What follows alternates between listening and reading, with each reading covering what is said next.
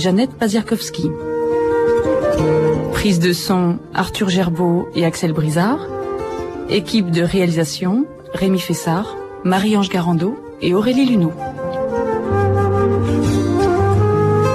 Pour ceux qui veulent d'autres informations sur cette émission, vous pouvez consulter notre site internet franceculture.com.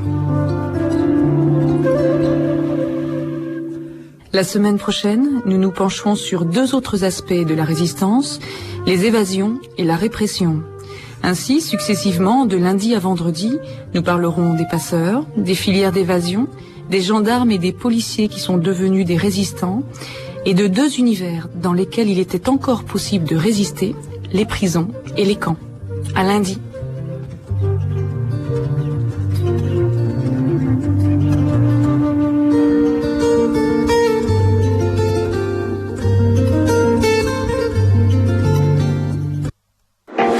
Autre page de l'histoire sur France Culture. Voici maintenant le procès Barbie.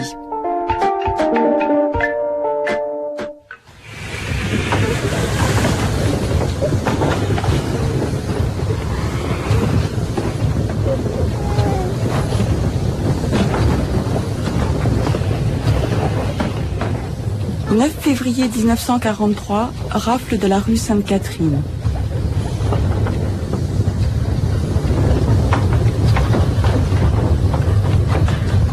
« 6 avril 1944, rafle des enfants de la maison Lisieux. »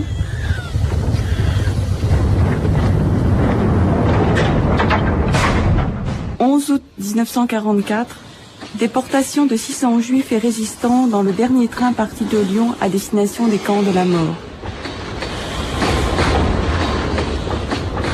L'audience est ouverte. Je demande au service d'ordre d'introduire l'accusé, s'il vous plaît. Le 11 mai 1987 s'ouvre devant la cour d'assises du Rhône le procès de Klaus Barbie, accusé de crimes contre l'humanité. 37 jours d'audience pour établir sa culpabilité. Alors, accusé, quels sont vos noms et prénoms? Altmann Klaus. Vous êtes né à quelle date, s'il vous plaît? 25 octobre 1913. 25 octobre 1913. À quel endroit? Bad Godesberg. À Bad Godesberg. Près de Bonn. Quelle est votre profession? Kaufmann. Commerçant. Commerçant. Et quel est votre domicile au moment de votre arrestation? La Passe. La Passe. Vous nous dites que vous vous appelez Altmann. Votre père s'appelait Barbie. Depuis quand utilisez-vous le patronyme de Altmann? Je suis nationalisé depuis le 3 octobre 1957 en 1955. 1957 en Bolivie sous les deux noms, Klaus Altmann et Klaus Barbie.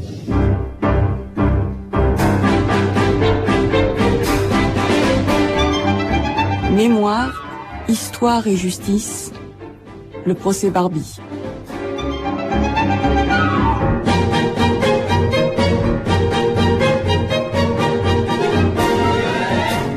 Est-ce qu'il n'y a pas une énorme arrogance à vouloir se faire même une opinion et juger de la fragilité de gens qui ont été soumis à la torture ou qui ont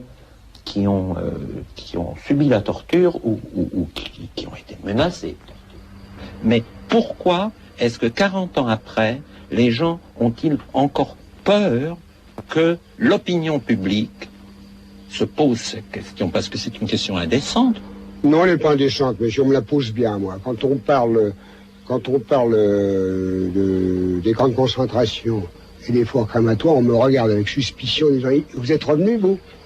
Tous les survivants qui ont eu uniquement la chance de ne pas être arrêtés et de survivre, eh bien, aiment ses camarades et les estiment peut-être plus que ceux qui n'ont pas été arrêtés parce que personne ne peut dire ce que l'on aurait fait sous la torture. Ça faisait tellement mal que la victime, on tombait dans les pommes, littéralement, on s'évanouissait. Et là, on était réveillés par deux manières. Des fois, c'était des coups de pied, et souvent par des claques, bien sûr, que tout médecin connaît, mais la voix devenait gentille. agréable. Il y avait un sandwich qui arrivait, un verre de rhum, des cigarettes, et d'un ton très gentil, il dit, tu vois, tu m'as forcé à te donner des coups, et puis tu as parlé. Pourquoi t'as pas parlé tout de suite? Et quand vous parlez de trahison, donc ce n'est pas à ça. Ah non, pas du tout, ce ne sont pas du tout des trahisons. Il y a un phénomène physique qui se passe, on est en plein cirage, la liaison entre le cerveau et tout n'est pas toujours très claire, donc il n'y a pas de règle générale. Ça me laisse un souvenir d'une période d'angoisse, comme si j'avais été pris à la gorge pendant des jours et des nuits constamment. Il vous disait pas, t'as parlé d'un tel et d'un tel, donc on n'avait pas de point de repère, on n'était pas de point de repère, on passait une nuit, et puis c'était pas forcément le lendemain, c'était 2 mois, 3 mois après. Alors, vous voyez, j'ai parlé. Il est possible que si j'avais eu le moyen de me tuer, je l'aurais fait. J'y ai pas pensé. Je ne crois pas y avoir pensé, j'en suis pas sûr. Alors c'est la mort, ou alors on se lasse d'interroger un bonhomme dont on pense qu'il ne sait rien. Moi, j'étais sur 6 fois, ça a été 3 fois tranquille et 3 fois pas tranquille. C'était le soir, hop, allez, tu rentres à la cellule. Et nuit, c'est ce qui a duré 2 mois après. Si on dit ce que j'ai parlé, j'ai pas parlé. Est-ce que vous pensez que l'affaire Jean Moulin a occulté d'autres tortures, l'Holocauste, déportation, les camps de la mort? C'est mon opinion. Je pense que Barbie doit sa gloire, entre guillemets, à Jean Moulin. Et que, pour le reste, c'est un bourreau très ordinaire. C'est-à-dire que... Atroce mais ordinaire. Oh, atroce, c'est monstrueux, mais tout à fait ordinaire. Il a fait ce que des milliers de nazis ont fait, ou même auraient désiré faire. Lyon, le 11 août 1944. 9 wagons, fenêtres fermées, quittaient la gare de Perrache avec 600 prisonniers à bord, juifs et résistants, enchaînés 2 par 2. Ce convoi pour Dachau et Auschwitz était le dernier train de la mort de Lyon. L'officier SS Klaus Barbie était, lui, sur le quai de la gare. Les rescapés de ce convoi doivent témoigner aujourd'hui. Jeudi 4 juin 1987, 17e audience. Madame Francine Gutefin. Faites votre déposition. Attendez, je vais voir par quoi je vais commencer parce que c'est si terrible. Bon. Je tenais un restaurant à l'époque au coin de la rue Jarente et de la rue Auguste-Comte à Perrache. Bien sûr, j'étais au courant de la résistance, que je pouvais être arrêté. Je savais que j'avais des camarades qui avaient été arrêtés. Je savais tout ce qui m'attendait. Mais tant que ça n'est pas fait, on ne le croit pas. Et un beau jour, j'étais derrière ma caisse, comme ce serait la dernière. Je vois des hommes rentrer. Je les regarde, mais dès que je les ai vus, j'ai compris que ça n'était pas des clients. Et alors on s'approche de moi, ces hommes s'approchent de moi, et ils me disent, Madame Gutefin, j'ai dit oui, c'est moi-même. Là, j'ai compris que j'étais faite. Ils m'ont dit, bon, alors on vous emmène, suivez-nous. Et ça, j'ai descendu de ma caisse. J'avais une caisse, c'était mon plus joli restaurant. J'avais une caisse, je descends de ma caisse, puis on fait comme ça, d'un air de dire que je faisais pas assez vite. Et alors en même temps, j'ai ma belle-sœur et ma nièce, la femme de mon frère, qui a été déportée également, parce qu'on a été déportés presque ensemble à quelques minutes près. Et alors ma belle-sœur descend avec ma nièce, c'était une petite fille à l'époque. Et alors elle me dit, on vient d'arrêter le papa, on vient d'arrêter le papa. Oh, je dis mon Dieu, mon Dieu, mon Dieu. Et c'est pendant ce temps que la Gestapo est venue. La milice, parce qu'ils se sont présentés en tant que milice allemande, suivez-nous. Je m'excuse de mon œil parce qu'il coule tout seul. Je vous en prie, madame. Vous voyez, je m'excuse. Alors, bon, leur voiture était du côté de la rue Jarente, parce que mon restaurant était au coin de la rue Jarente et de la rue Auguste-Comte. Et ils avaient mis leur voiture sur la porte de la rue Jarente, du côté de la rue Jarente. Et je leur ai dit, ben attendez, je vais prendre un vêtement. Alors il y en a un qui m'a un peu secoué et il m'a dit, non, vous n'avez pas besoin de vêtements, vous revenez tout de suite. On veut simplement vous demander quelque chose, vous revenez tout de suite. J'y ai pas cru, bien sûr. Je savais que j'étais faite. Avant de sortir de chez moi, je m'étais vue morte, je savais que c'était fini. Alors, je traverse devant mon bar, je quitte ma caisse, je traverse devant mon bar, puis il me dit rentrer dans cette voiture.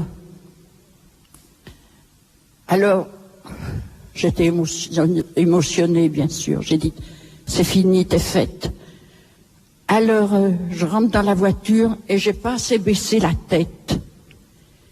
Et en rentrant dans la voiture, j'ai rentré sur mon front. Alors, j'ai dit, je me suis fait mal. Ça m'a vraiment étourdi, je me suis fait mal. Ils ont dit, ça fait rien, rentrer. Et alors, je rentre dans la voiture. Le milicien rentre pour conduire, celui qui conduisait. Et à côté de lui, dans la voiture, il y avait une femme blonde. Elle, je ne la reconnaîtrais pas. Mais c'était une blonde décolorée, c'était une femme blonde qui était à côté de lui, à côté du milicien. Et on part rue Auguste-Comte, on file, la voiture filait. Alors, moi, avant, je dis à ma nièce, tu es une enfant aimée. Mais tu feras attention au commerce, tu feras attention quand même, tu penseras à moi. Excusez-moi.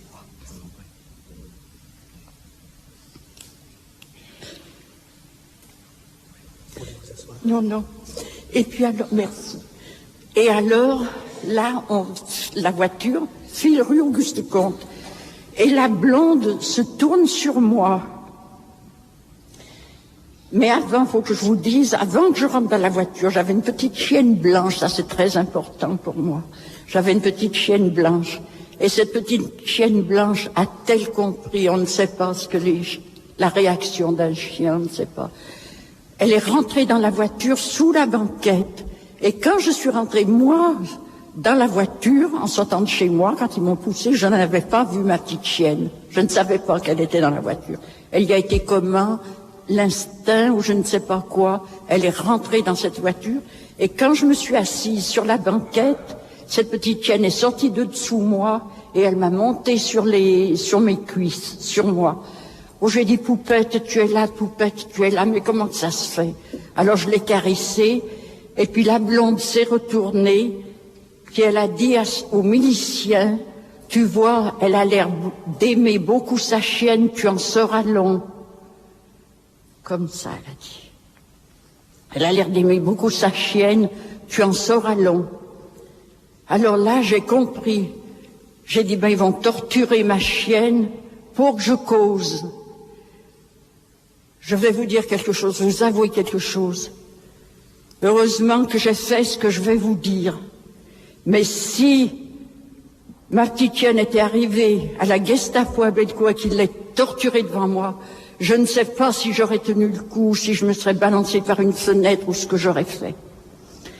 Alors, ils avaient eu, je ne sais pas s'ils n'y ont pas fait attention, ils n'y ont pas fait sciemment sûrement, ils avaient laissé de mon côté la vitre de la voiture ouverte.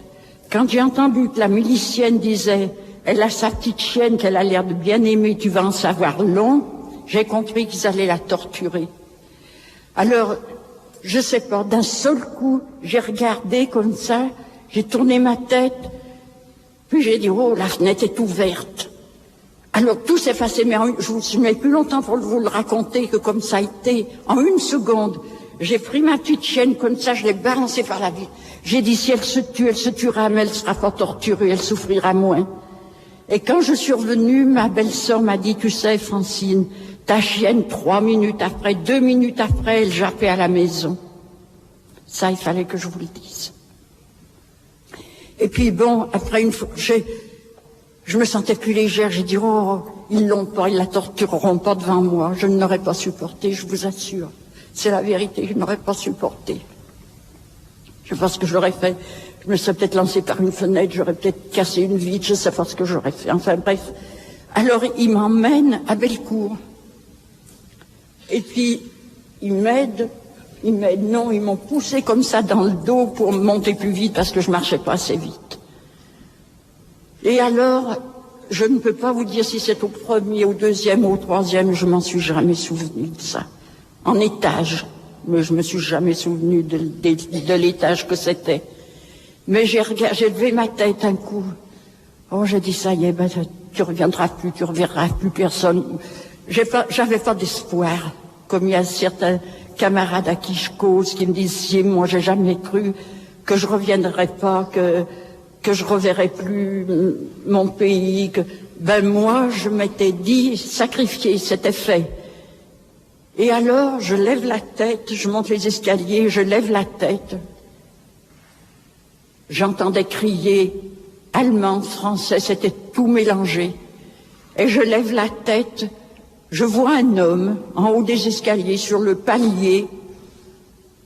Bon, ben, j'ai pas fait attention particulièrement à cet homme, mais je me rappelle bien de lui, parce que, oh, c'est atroce. Quand il m'a vu arriver, il riait.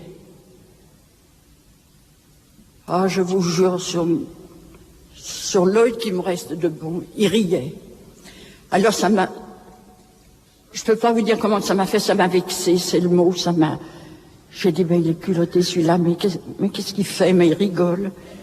Tout ça s'est passé dans ma tête, bon. Et puis, à mesure que j'arrive en haut, sur la gauche, à droite, à gauche, sur la gauche, il ouvre une porte, c'était comme un bureau, et vers ce bureau, assis bien tranquillement, croisant les bras, je le reverrai toujours, c'était Francis André. Malheureusement que je lui ressemble aujourd'hui par leur torture, j'ai la gueule tordue.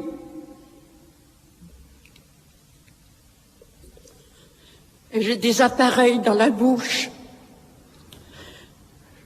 Je n'ose pas vous les sortir. Des appareils qui me font le palais, qui me font mes gencives, qui me font tout. Et c'est pour ça qu'on m'a ramené à l'état où vous me voyez aujourd'hui, un peu sortable. Et alors, en ouvrant la porte où Francis André était, celui qu'on appelle Barbie aujourd'hui, que j'ai bien reconnu, toujours j'ai resté arrêté 3 mois. Et 3 mois, on reconnaît quelqu'un, il était pratiquement tous les jours devant moi en riant. C'est pas, je l'ai pas vu 1 fois, 2 fois, 3 fois, 5 fois, 10 fois, 3 mois. Je suis arrêté le 24 juin 44, et j'ai été déporté le 11 août 45. Alors, comptez pour moi, vous serez bien aimable.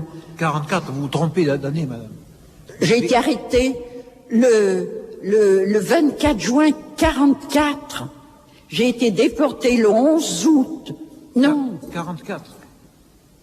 Juin, juillet, août, eh ben oui, le 24 juin 44, alors juin, juillet, août, et le 11 août 44, je partais au convoi. Je me trompe pas, comment qu'il faut dire? C'est exact, oui. Non, mais comment? Monsieur le Président. Monsieur le Président, excusez-moi, Monsieur le Président, je vous en prie. Alors, bon, je suis arrivé...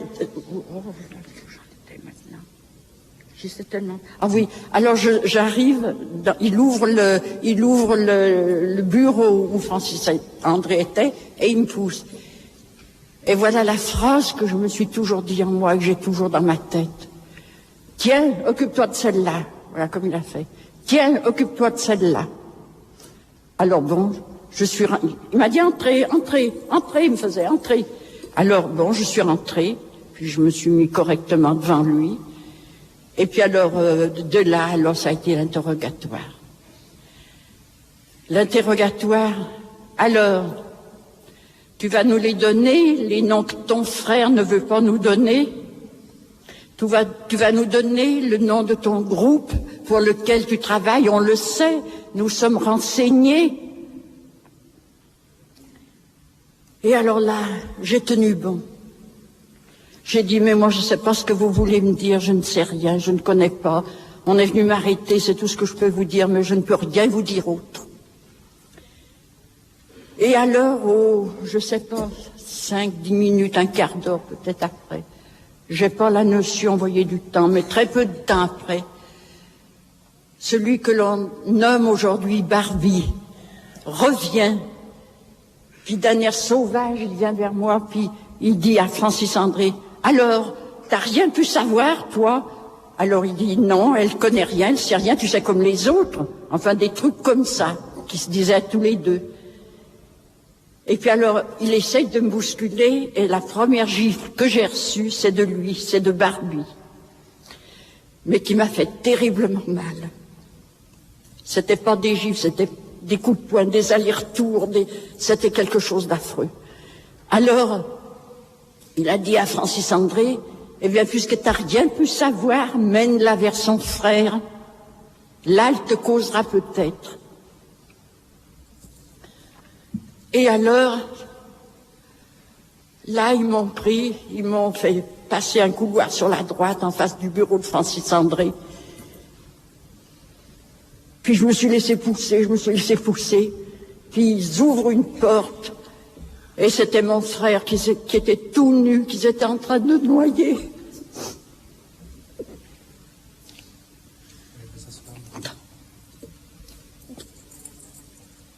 Et mon frère, qui était un homme de l'époque, c'est-à-dire de l'époque en voulant dire correct, qui respectait les femmes, un homme bien.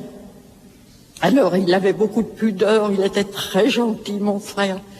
Et il m'a regardé, puis d'un air dire, mon Dieu, mais il l'amène là, mais devant elle. Et alors, un était du côté de sa tête dans la baignoire, et l'autre était au pied, et il le tirait par les cheveux pour lui faire mettre la tête en dehors, et il lui disait, salaud, tu vas pas nous dire les noms de ton groupe, salaud, allez, tu vas causer. Et les coups de poing lui tombaient en même temps, et il le remettait dans la baignoire à coups de poing, et un autre était à ses pieds qui le tirait par les pieds pour le noyer. Comment va-t-il dire, Monsieur le Président? Et cela a duré, je sais pas, 1h30, 2 heures. 2 heures, et ils m'ont laissé devant lui. Et à mesure qu'il sortait de la baignoire, Monsieur le Président, je croyais bien faire pour mon frère soulager moralement. Je lui disais, Pierrot, courage. Pierrot, courage, je lui disais, parce qu'il était plus jaune, il était plus blanc, il était vert, mon frère, mon pauvre frère, il était vert. Ça lui faisait terriblement mal. Et alors, ça m'a tellement retourné, Monsieur le Président, quand j'ai vu mon pauvre frère comme ça. Je vous le dis, comme ça s'est passé, je me suis mis à pisser, mais malgré moi, c'était affreux ce que j'ai uriné, ce que j'ai pissé, c'est quelque chose d'affreux, ça m'avait trop retourné, les docteurs me l'ont dit après, c'est parce que ça vous a trop retourné, ça vous a secoué, et c'est comme ça que mais je pouvais pas me alors ils me disaient, les miliciens, la Gestapo, je ne sais même plus comment qu'il faut les appeler, ils me disaient, salope, mais elle pisse dans notre bureau, mais elle pisse là, cette salope, et puis ils me fichaient des gifles, des allers-retours, mais pas des je peux pas vous dire des gifles comme jamais j'aurais cru que de la part d'un homme ça puisse exister, ça. Jamais. C'était quelque chose d'affreux. La tête m'en fait toujours mal quand j'y pense, vous savez. Là-dessus, je me fais soigner pour ça. Et puis alors, bon, au bout d'une heure, de 2 heures, je sais plus, 1h30, peut-être, je sais pas, je réalise pas le temps que ça a duré, tant ça a duré longtemps, peut-être 2 heures. Alors moi, ils m'ont enlevé. Mais alors, ils m'ont fiché des gifles, c'est quelque chose d'affreux, puis pas des gifles sur la tête, et ils m'ont emmené ils m'ont enlevé de chez mon frère, où ils étaient après noyés, et ils m'ont emmené dans un bureau. Et ce bureau, je me rappellerai toujours, sur la gauche, avait un fauteuil rouge, en cuir ou en imitation cuir, je ne sais pas, mais il y avait un fauteuil rouge. Et quand ils m'ont fiché ces coups de poing, quand ils m'ont... Pas des coups de poing, c'était des gifles, des allers-retours, comme une maman, mais faiblement fiche une gifle à son enfant, mais alors c'était terrible. Vous auriez dit qu'il avait du plomb dans la main, c'était quelque chose d'atroce. Oh, excusez-moi, ça va passer, ça va passer. Non, je suis mieux debout, moi j'ai mal à la colonne vertébrale. Quand je suis assise, je ne peux plus me relever. Alors, ils m'ont donc mené dans une pièce où il y avait ce fauteuil rouge. Et ça, c'est moi, je pense que c'est, bien sûr que c'est de leur faute, mais c'est manque de chance pour moi. J'ai tombé sur ce fauteuil rouge, mais au lieu de tomber par terre ou de résister, j'ai tombé, mon oreille s'est empalée dans le coin du fauteuil. Dans ce coin du fauteuil. Et mon oreille, immédiatement, presque, peut-être 2 minutes après, 5 minutes après, je ne sais pas. Je réalise pas bien le temps, vous voyez, dans ces moments-là, vous réalisez pas, Monsieur le Président. Monsieur le Président, dans ces moments-là, dans le malheur, on réalise pas le temps qui passe, le temps. Ceux qui peuvent vous dire exactement, c'était à telle heure, c'était tel jour, c'était... je veux pas douter, mais moi, c'est impossible que je vous cause heure par heure et jour par jour sans me tromper. Je pense pas que dans le malheur, quand vous êtes après avoir mal et que vous souffrez et que vous savez que moi j'avais fait vraiment une idée que je m'en sortais pas, que j'allais mourir, que j'allais jamais revenir. Alors j'ai dit, tu vendras pas tes camarades, tu diras rien, ben tu souffres un peu plus et un peu moins, eh ben ça fait rien, tu sais rien. Alors j'ai tombé sur ce fauteuil et 2 secondes après, mon oreille faisait le sang coulait parce que ça m'avait blessé dans l'oreille et j'ai été à Montluc avec le bras tout rouge, le sang, j'ai saigné, j'ai eu mal, c'était quelque chose d'affreux. Et puis alors là, après, là, ça leur était tout à fait égal que mon oreille saigne, que je me sois fait mal, ou au contraire, ils étaient contents. Et il y avait toujours ce bonhomme qui aujourd'hui, on appelle, tout le monde entier l'appelle Barbie. Mais à l'époque, pensez bien, que Monsieur le Président, à l'époque, ils ne donnaient pas la milice ou la Gestapo ne donnait pas leur identité. Moi, je disais, ce bonhomme, c'est celui-là, c'est toujours le même, mais je voyais toujours le même. On aurait dit qu'il me je sais pas comment que les cartomanciennes disent ça, il me persécutait, il était toujours derrière moi. J'ai resté 3 mois, Monsieur le Président. 3 mois, il ne s'est pas passé un jour sans que je le voie. Alors, il n'y a pas de doute que je puisse le reconnaître aujourd'hui. Il me riait toujours après, c'est ce qui m'énervait. Et c'est peut-être ce qui me fait le reconnaître aujourd'hui. Terriblement reconnaître. 3 mois, j'ai resté à le voir tous les jours, soit à Montluc, soit quand je passais aux interrogatoires. Il y avait toujours ce bonhomme qui me riait au nez. Mais ça m'énervait, c'était quelque chose d'affreux. Je disais, mais les culottés, celui-là, il te massacre et puis il vient te rire au nez comme ça. Mais je savais pas que qu'il s'appelait Barbie à l'époque, j'en savais rien du tout. Et puis quand tout ça s'est passé à Bellecour, alors ils nous mettaient dans une chambre, ce qu'on appelait la chambre des tortures, ou des torturés comme vous voudrez. Les torturés plutôt, parce qu'ils nous torturaient pas dans cette chambre, c'était les torturés, il y avait une nuance. Et alors là, dans cette chambre, c'est moi qui ai été dans cette pièce, la première. Mon Dieu, quand j'ai vu ça, ça était plein de gens. Il y avait un petit pépé, je rentrais comme ça, sur la gauche, qui était par terre dans le coin de cette pièce, et qui avait eu mal, qui avait son bras, mais je ne peux pas vous dire ce qu'on lui a fait, et je ne peux pas vous dire de quelle façon, mais son épaule était derrière sur son omoplate, et il criait, il pleurait de temps, il avait de mal, de douleur, il faisait j'entendais que ça. Et alors les Allemands qui gardaient, il y en avait 2 d'Allemands qui gardaient dans cette chambre des torturés. Et alors, ça les énervait d'entendre ce pauvre homme souffrir et plaindre. Ils ont apporté une couverture de cheval et ils lui ont enveloppé la tête dedans pour moins l'entendre. À ce petit pépé. C'était un homme, je dis petit pépé, parce que j'ai l'habitude de dire ça à des hommes très âgés, c'est ça. Mais c'était un homme âgé. Et puis alors après, un moment après, eh bien, il ramène mon frère. La porte s'ouvre. Oh, je vois mon frère, c'est deux Allemands, habillés en allemand, qui le soutenaient par-dessous le bras comme ça, parce qu'il ne pouvait plus marcher. Ses pieds traînaient à mon frère. Puis ils l'ont mis sur un tabouret. Alors vous dire l'effet que ça m'a fait. Moi, je me suis lancée sur lui pour essayer.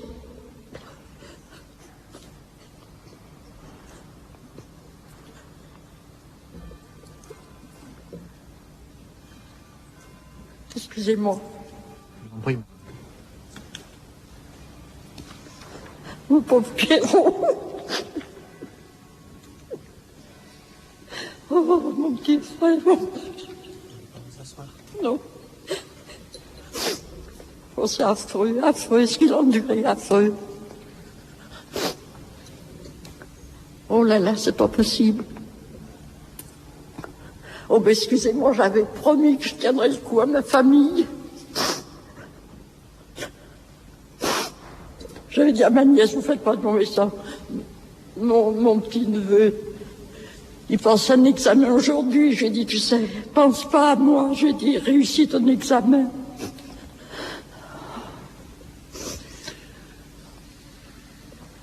Oh, c'est affreux, hein, d'être obligé de raconter des choses pareilles. C'est affreux, vous savez, Monsieur le Président. Monsieur le Président, c'est affreux. D'être obligé de raconter des choses comme ça, c'est affreux. Et oui, puis alors bon, ensuite, oui. Alors après cette chambre des tortures, ben, elle était déjà à l'époque pleine. Je sais pas, j'évalue pas combien il y avait de pauvres gens là-dedans, cette chambre. J'exagère, je réalise pas, peut-être 50, peut-être, je sais pas, je peux pas vous dire. Oui, mais cette pièce était pleine de gens qui venaient d'être torturés. Alors on les mettait là en attendant de partir dans les camions pour Montluc, jusqu'au soir. Jusqu'à ce qu'ils en aient marre. Ils en avaient marre de taper, de torturer.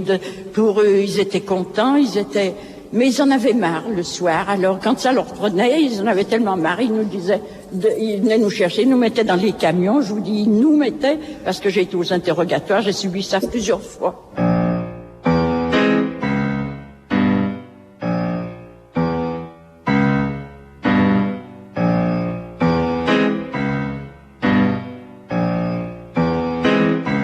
Madame, vous êtes venue dans les locaux de la Gestapo à Lyon combien de fois entre le 24 juin 1944 et le 11 août? Combien de fois vous êtes venue dans les locaux de la Gestapo? 3 fois.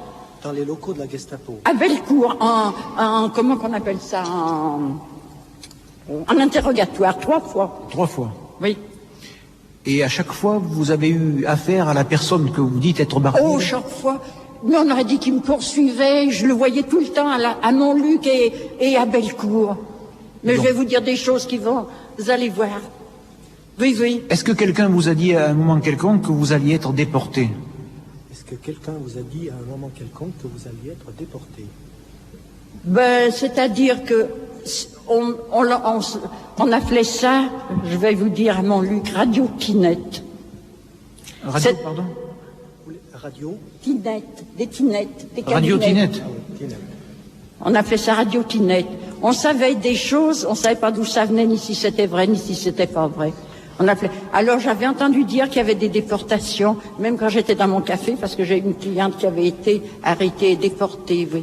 Alors ça, je le savais. Mais on croyait que c'était simplement pour du travail, mais pas pour l'extermination. Non, mais est-ce que quelqu'un vous a dit, dans les locaux de la Gestapo, à vous, personnellement, est-ce que quelqu'un vous a dit, à vous, personnellement, dans les locaux de la Gestapo, que vous alliez être emmené en Allemagne ou en... Ah oui. Qui est-ce qui vous a dit ça? Ils m'ont dit, toi, tu vas être... C'est Barbie, celui qu'on appelle Barbie maintenant, que je ne savais pas son nom, bien sûr, à l'époque. Ils ne vous donnaient pas leur identité. Hein. On disait celui-là, celui-là ou celui-là. On ne savait pas à qui on avait affaire. Oh, bien sûr, il m'a toujours dit, lui, avec Francis André, tu vas être déporté et ton frère, on va le fusiller au mur de Montluc ce soir à 9h. Tu pourras t'inquiéter de l'heure qu'il est. À 9h, ton frère sera fusillé au mur de Montluc et toi, tu vas aller crever en Allemagne. Oh, ben ça, il me l'a répété. Oh, mais il y a des choses que je vais oublier. Qui est-ce qui vous disait tu iras crever en Allemagne? Qui est-ce qui vous disait tu iras crever en Allemagne? Ah, ça c'est Barbie. Ah, c'est toujours le même. Ah, c'était lui. On dirait qu'il en avait spécialement, on aurait dit qu'il en avait spécialement sur moi, oui, oui. Il était le seul à dire ça ou il y en avait d'autres qui disaient ça? Oh, il y en avait d'autres à côté. Il y avait Francis André, il y en avait bien d'autres aussi, mais c'est lui qui me le disait. Et Francis André ne vous l'a jamais dit? Francis André, il l'approuvait surtout. Il l'approuvait. Au cours d'une de vos auditions précédentes, madame, vous avez dit que c'est Francis André qui vous avait dit tu iras crever en Allemagne. Oui, ils le disaient tous les deux. Nous, on a séparé. Ils étaient d'abord presque toujours ensemble.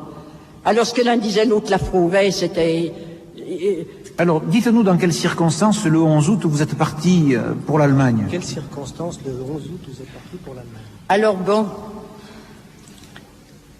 Moi, j'ai été, je sais pas pourquoi, et je sais même pas quoi faire. Ils m'ont appelé un jour. Donc, c'était Barbie. Ils m'ont appelé. Ils étaient plusieurs, mais c'est Barbie qui m'a pris en main.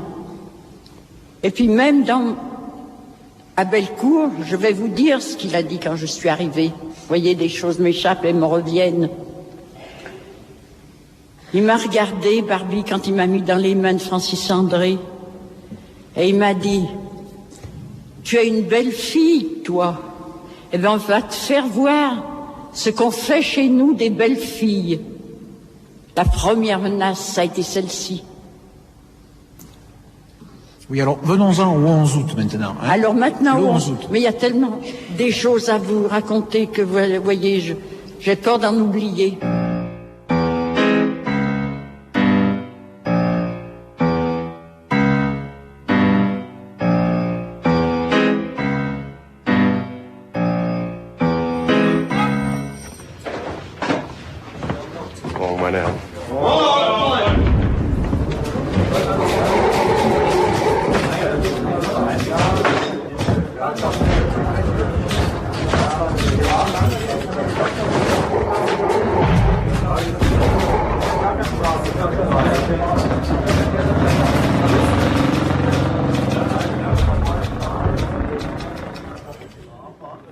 Barbie, un beau jour, vient me chercher. Nous en arrivons à votre fameux 11 août. Barbie vient me chercher. Je sais pas pourquoi encore. Je suis encore à me le demander. Il m'amène dans un couloir face à la cour. Et là, il y avait une porte d'un bureau ouverte avec des Allemands en soldats, des officiers ou je sais pas quel grade, enfin, habillés en allemand. Et il m'arrête pile devant cette porte ouverte. Et dans ce bureau, il y avait une table, une simple table d'écolier, vous savez, pas des jolis meubles, une simple table. Il y avait tout un tas de papiers en pagaille dessus. Et il y avait un papier, on aurait dit qu'il avait été mis pour moi. C'est une idée que je me fais. Une idée, j'ai dit, mais c'est pas possible, mais que... Parce que je vois sur un coin de papier, comme ce serait ces papiers-là, je vois 11 août. Convoi 11 août. Convoi 11 août. Puis le reste était, comme pour ainsi dire, caché. Puis à mesure que j'ai mis les yeux dessus, j'ai dit convoi 11 août en français. C'était tout. Il y avait des gros tampons allemands dessus, mais c'était écrit en français, dans un coin, dans l'angle, comme ça, je leur verrai toujours ce papier. Et aussitôt que j'ai lu ce papier, je sais pas s'il a vu que mes yeux se sont portés dessus, ils ont parlé en allemand, il m'a ramené dans ma cellule au réfectoire, je sais pas ce qu'il m'a amené faire, j'en sais rien. C'était vraiment, ils savaient pas quoi faire, ils passaient leur temps comme ça, vous savez, à vous prendre, à vous ramener, à vous emmener, à vous, Oui, ils passaient leur temps comme ça. Je ne sais pas si on vous l'a pas déjà dit, mais pour moi, ils passaient leur temps comme ça. Ils m'ont eu fait faire le tour du réfectoire des hommes, je ne sais encore pas pourquoi. Oui, alors, madame, le 11 août. Il faut Alors, venir au 11 août. je reviens dans ma cellule et je dis, ben, vous savez pas, je dis aux camarades, aux femmes, je leur dis, vous savez pas, j'ai vu sur un papier 11 août, je sais pas si c'est notre convoi, si on va nous emmener le 11 août, j'en sais rien, mais je leur ai dit, puis ça en a resté là, ça n'a pas été plus loin. Puis le 11 août, le fameux convoi est venu. Ben, j'ai dit, voyez, c'était bien ce que j'avais lu sur le papier, le 11 août, c'était bien notre convoi, alors il m'a emmené là-bas, pourquoi faire, pour m'y faire voir, pour me torturer, pour moralement, pour je sais pas. Et alors le matin du 11 août, je regarde Lintigna, puis je lui dis, ça y est, on part, ça y est, il nous emmène, ça y est, il nous emmène. Alors il me regarde, puis il me fait comme ça avec la tête. Eh ben, il a quitté ses outils, il a quitté tout son travail, il est parti de Montluc devant les Allemands, et il a été prévenir le groupe de résistance, mon groupe de résistance, que je lui avais donné sur ces fameux petits papiers, l'adresse. Et il revient en me disant, j'ai rien pu faire, ils y sont plus. Avant que le convoi parte, il revient peut-être une demi-heure après, j'ai rien pu faire, j'ai trouvé personne, ils y sont plus. Alors, le convoi s'est formé, c'est-à-dire que Barbie a appelé Gudefin, Vautaret. Les noms m'échappent, tout un tas de noms qui Donc, sont... lorsque l'appel a été fait à la prison où vous étiez... Lorsque l'appel a été fait à la prison où vous étiez... Vous dites que Barbie était présent. Ah oui, ah ça je le maintiens, ah oui. Oh ben il est venu... Il est parti avant les camions, parce qu'il n'était pas dans les camions. Mais il était... c'est lui qui a fait l'appel.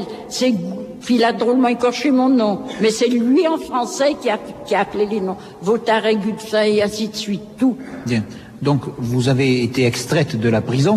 Vous étiez où là? Dans quelle prison étiez-vous? Dans quelle prison vous étiez? À Montluc. À Montluc. Et vous avez été conduite à Perrache? À Perrache, oui. À Perrache. Bien. Alors, oui. À Perrache. Et alors quand je suis arrivée à Perrache, il y avait toute la Gestapo et les miliciens. Puis mon regard se pose encore sur lui, je vous assure, c'était terrible. J'ai dit, mais il est encore là, celui-là. Dans moi, je me suis dit, parce qu'alors ils nous ont fait monter dans le train à coups de schlag, comme il disait si bien, hein. Ils nous ont fait monter vraiment sauvagement. Et alors, le train a démarré avec toute la Gestapo, Barbie et toute la bande dedans, qui nous ont conduits. Et il y avait très peu d'Allemands soldats, peut-être 2 par wagon de soldats. Tout le reste, c'était de la Gestapo ou de la milice, je sais pas comment y appeler, en civil, quoi. Et alors, en route, je sais pas où. Je veux pas inventer un nom, je sais pas où. Mais c'était avant Dijon. Avant Dijon. Un soldat allemand, ils étaient très peu, mais un soldat allemand vient, puis il me fait comme ça. Bon, je me lève, il n'y avait pas autre chose à faire. Allez, puis il m'a poussé. Et puis alors là, Barbie m'a dit pas grand-chose. Moi, j'ai dit, je passe à un interrogatoire où je vais recevoir des coups. Alors j'ai marché, puisque j'avais fait abandon de ma vie, j'ai marché.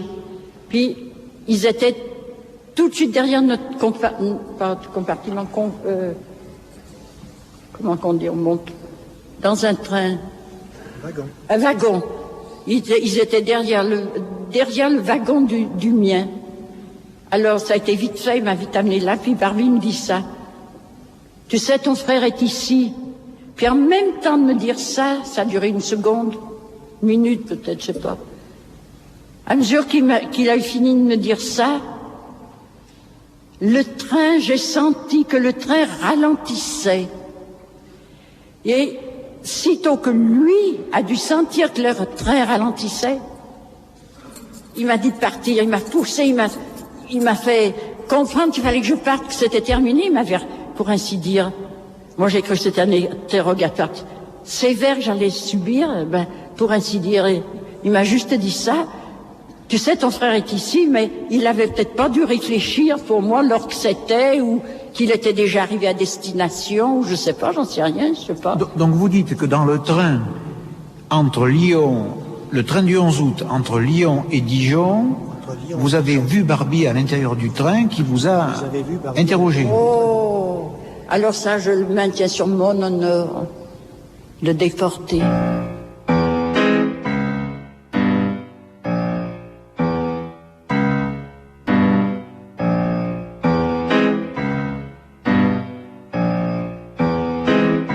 La défense, Maître Vergès.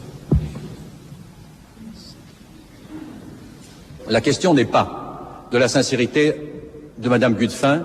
Je suis persuadé qu'elle est sincère. La question n'est pas de contester ce qu'elle a souffert. La question, c'est simplement pour que vous puissiez vous prononcer comme des hommes intègres, des hommes et des femmes intègres, que vous soyez au courant de l'évolution de ces témoignages, qui varient de cette manière jusqu'au témoignage que vous avez entendu aujourd'hui. Des témoignages aujourd'hui qui sont en complète contradiction avec les différents témoignages, aussi bien en commission rogatoire que par le juge Riss. Alors, je veux bien que les gendarmes aient torturé moralement Madame Gudefin, comme elle le dit, mais de toute évidence, ce n'était pas le cas du juge Riss. Bien, Madame Gudefin, vous avez compris l'intervention de Maître Vergès. Il y a beaucoup de choses qui sont oui, vraies. Au départ, la première fois quand vous avez été entendu par les gendarmes, en 80, en 1980, vous n'aviez pas parlé de Barbie. Vous n'aviez pas parlé de Barbie en 1980. Non. Attendez.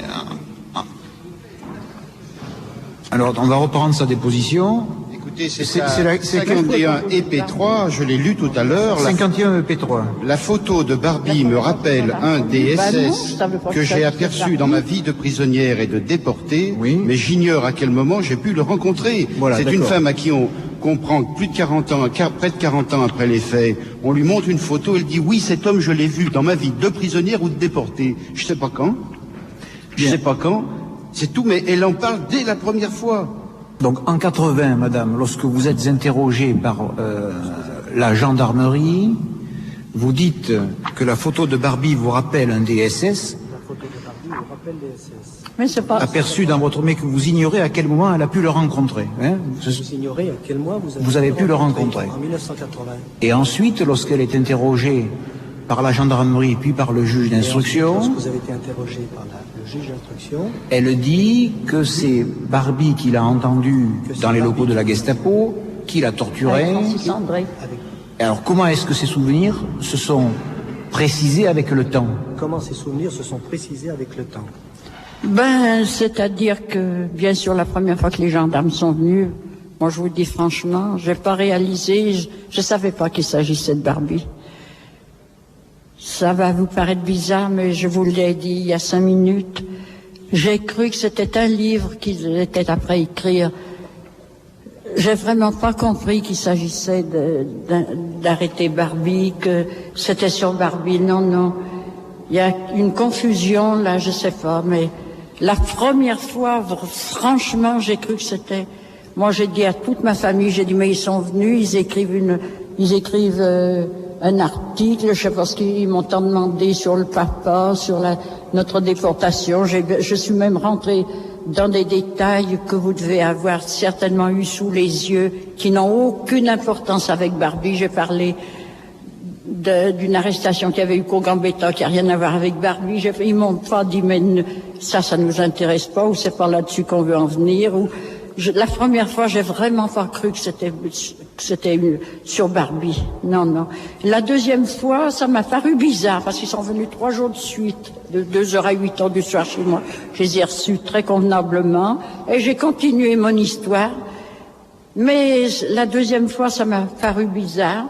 Et puis la troisième fois, les gendarmes m'ont dit, au moment de partir, quand ils se sont levés de la chaise que je les avais fait rentrer dans mon séjour, Au moment de partir, ils m'ont dit, et un homme, quelque chose comme ça. Alors un petit peu, vous voyez, maître, comment, monsieur le Président, sous toute réserve, alors ça je vous le dis, il me semble qu'ils m'ont dit quelque chose comme ça. Et si on vous montrait un homme ébarvi, non, le nom d'un homme ébarvi, ça vous dit rien? Moi j'ai dit, ben vous savez, j'ai dit non. J'ai dit, vous savez, dans votre déportation, le nom de Barbie, vous savez, ça je le dis, les gendarmes, ils m'ont tout mélangé, je savais plus où j'en étais, ils m'ont vraiment tout mélangé. Et alors, je leur ai dit, ben non, non, le nom de Barbie, en effet, jusqu'à cette époque-là, ça me disait rien, le nom de Barbie. Je connaissais le bonhomme puisque je l'ai reconnu, et puis, oh là là, mon Dieu, s'il s'est trouvé sous mon chemin tout le temps à me torturer, à me rire au nez, c'est son rire, mais ce rire. Mais je disais, mais pourquoi qu'il me rit après, celui-là? Même à mon Luc, dans ma tête, je disais, mais j'étais même, dans ma tête, j'étais grossière. Ça m'énervait qu'il me rit après comme ça tout le temps. Et je pouvais rien faire autre. Bien. Pas d'observation? Oui, partie civile? Non. Peut-être est-il tout de même bon de rappeler, puisque c'est là, semble-t-il, l'essentiel, que lors de la confrontation de Madame Gudefin avec Klaus Barbie, le 15 novembre 1984, là, il n'y avait plus aucune ambiguïté.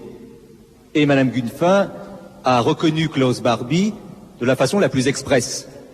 Je crois que cela règle définitivement le problème évoqué. Bien, je donne la parole une dernière fois à la défense. Oui, attendez, madame, oui, je vous en prie. Je voudrais vous dire quelque chose. Oui. Justement, c'est maître, je sais pas comment, là, qui vient de me rappeler, vous voyez, comme ça me revient. Pour la confrontation avec Barbie, je n'ai pas dit une parole. Et je vais vous dire, Barbie, à quoi il y avait maître Vergès, j'espère un petit peu, maître Vergès, il y avait Barbie à côté de lui, il y avait son interprète, il y avait la secrétaire du juge Riss et il y avait moi. Et maître Vergès est là pour le dire, Barbie a causé toujours allemand. Mais peut-être pendant une demi-heure, je sais pas, peut-être 20 minutes, ou peut-être 40 minutes, je sais pas. J'ai pas du tout la notion du temps qu'il a causé. Il a causé très longtemps. Et moi, j'étais là. Il causait allemand, et toujours allemand, et toujours allemand. Alors moi, un coup, je vous dis franchement, les nerfs m'ont un peu pris. Puis j'ai dit, mais enfin, je suis là, pourquoi faire? J'ai dit, il parle sans arrêt allemand. Depuis que je suis ici, depuis que nous sommes là, j'ai dit, moi, je ne comprends pas ce qu'il dit. Je ne peux pas lui répondre. Qu'il parle un peu français. Alors, je me souviens, sous toute réserve encore, c'est maître Vergès ou le juge Riss qui a dit, voulez-vous traduire, c'est vous, maître? Qui a dit, voulez-vous traduire, à l'interprète, qui a dit, voulez-vous traduire ce que monsieur Barbie vient de dire? Alors je me permets de vous dire, tenez-vous bien ce qu'il a répondu, Barbie, mais ça n'étonnera personne d'ici. J'en suis sûre et certaine cette fois. Il a dit, madame, pas madame Gudefin, non, madame a été au cinéma et elle est après raconter le film qu'elle a vu jouer. Vrai ou pas vrai? Oui, c'était à propos du voyage du train. Quand vous avez parlé du train qui ralentissait et de tous les membres en civil de la police allemande qui sautaient du train en marche. Oui. Il a dit que j'avais été au cinéma et que c'était le film que je racontais. Bien. Donc je donne la parole à la défense une dernière fois. Très bref. Je ne veux pas prolonger les questions aux témoins. Je veux simplement dire que le témoin certainement est sincère aujourd'hui, comme le témoin a été sincère chaque fois que le témoin a été entendu. Je voulais simplement noter que la sincérité restant la même, les déclarations varient d'une audition à l'autre. Bien, madame Gudefin, la Cour vous remercie. Vous allez vous asseoir dans la salle.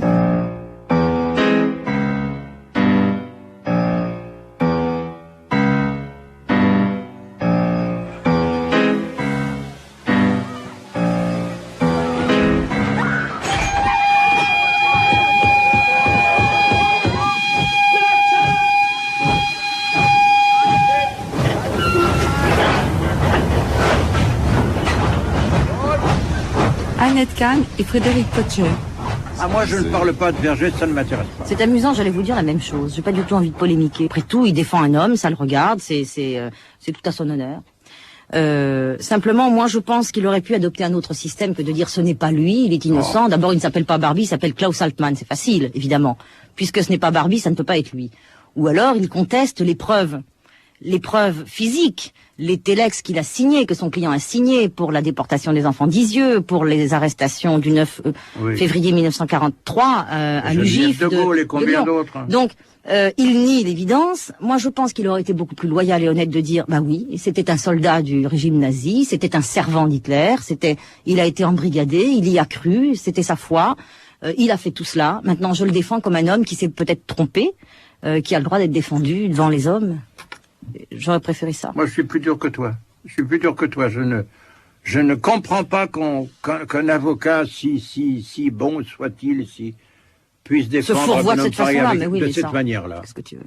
Il n'est tout de même pas mauvais que des gens se rendent compte de ce qui s'est passé dans ce pays et qu'il y ait une preuve vivante de ce qui s'est passé.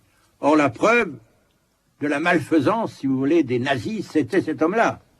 Il est évident que pour tout le centre de la France, toute la région de Lyon a été marquée et a souffert de la présence de cet homme. Donc c'est une très très bonne chose qu'il ait été justement jugé à Lyon, qu'il n'y ait pas eu d'exception de juridiction parce que ses défenseurs avaient demandé qu'il soit jugé ailleurs. Ça s'appelle l'exception de juridiction dans certains cas et ça peut être accordé aussi dans certains cas.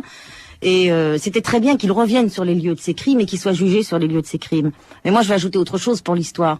C'est que ce qui a été très frappant, moi ça m'a bouleversé, c'est de voir combien les jeunes qui sont nés en 60, en 70...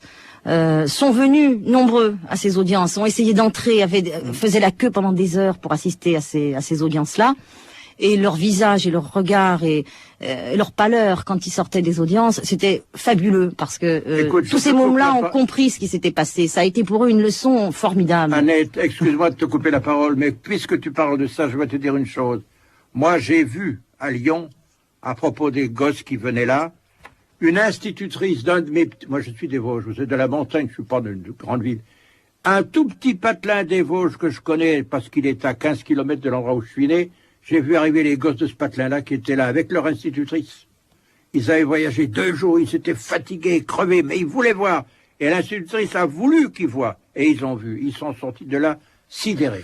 Ce qui m'a paru important aussi dans le fait que ce procès ait eu lieu, c'est qu'il intervenait au moment où ce qu'on appelle le révisionnisme ou le négationnisme, toutes les thèses Notin, Faurisson et compagnie, prenaient un peu d'ampleur et du poids chez certains qui se disaient mais au fond ils ont raison, il n'y a pas de preuves. On parlait plus tellement de la déportation. Donc il m'a paru moi très important et très utile que tous ces témoins viennent et disent ce que c'était, et rafraîchissent la mémoire des gens et viennent dire le négationnisme, non, ce n'est pas vrai, c'est une fausse thèse. Mon père a été l'un des derniers assassinés sur ordre de Barbie à Lyon. Il a été assassiné le 17 août 44 sur les hauteurs de Lyon, à Bron, parce qu'il restait 101 juifs dans la baraque aux juifs de Montluc, qu'on ne pouvait plus les déporter parce que le dernier train du 11 août était parti par miracle, mais les partisans faisaient sauter toutes les voies à ce moment-là. Et pendant très longtemps, c'est resté pour moi une réalité un peu désincarnée. J'étais un bébé quand il a été assassiné.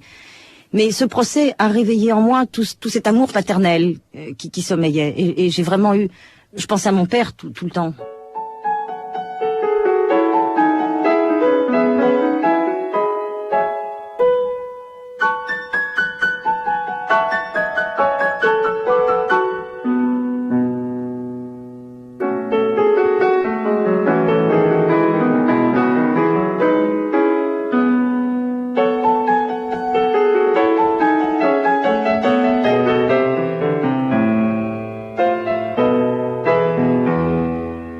Le procès Barbie. Une série de Dominique Missika. Archives INA. Extrait du film Hôtel Terminus de Marcel Ophuls. Extrait de l'émission Synergie de Jean-Luc S. Mixage Marie-Dominique Bougot et Anne Le Guéhenec. Réalisation Pierrette Perronneau.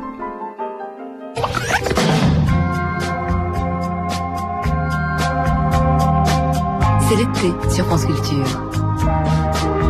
Retrouvez tous nos programmes sur franceculture.com. France Culture présente les 13e lectures sous l'arbre, une semaine de lecture et de poésie, du 16 au 22 août, au Chambon-sur-Lignon, en Haute-Loire.